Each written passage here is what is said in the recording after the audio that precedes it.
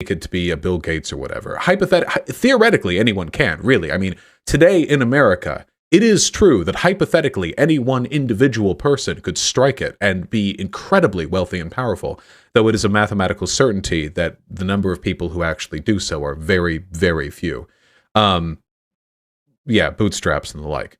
But ye back in the day, with mercantile capitalism, that wasn't necessarily the case. Usually businesses were either operated and deployed at the behest of the crown, or they worked directly with the empire to maintain the economic apparatuses that would be used for what was then colonialism, that the mercantile capitalism was usually about like businesses working together with empires to extract wealth and resources from colonized territories. But it wasn't just like any random person could become like a multi-billionaire business mogul, that free association, that free right to trade, it just didn't exist back then.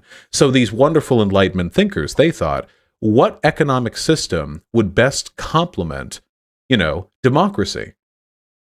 What economic system would best complement democracy, education, individual liberties?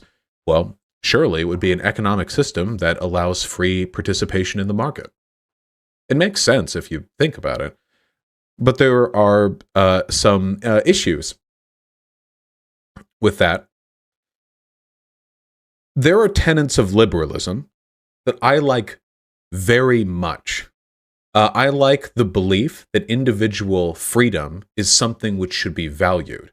Karl Marx was a great believer in freedom and democracy. Democracy, of course, being the political system by which freedom expresses itself, at least certainly compared to monarchies. I mean, whatever problems our democracies have, it's a little better than a monarchy, It's a step up. It's a step up. However slight it may feel sometimes, it is indeed a step up. Karl Marx didn't talk about equality. A lot of people say Karl Marx was this, like, equality-obsessed communist. No. I mean, he did like communism, sure, but what he cared about most of all was freedom, not equality. He felt that equality would arise because of freedom, that the reason we didn't really have equality was because people weren't given the same types of freedom. Even if the laws apply equally to everyone, and keep in mind, during Marx's lifetime, and even today they don't, back during Marx's lifetime, America still had chattel slavery. And he wrote to Lincoln, asking Lincoln to get rid of that slavery, and then slavery was gotten rid of. Skipping a few steps here, but in short, Marx abolished slavery in the U.S. You're welcome, or thank you, actually, since I'm not Marx, but I do live in the U.S.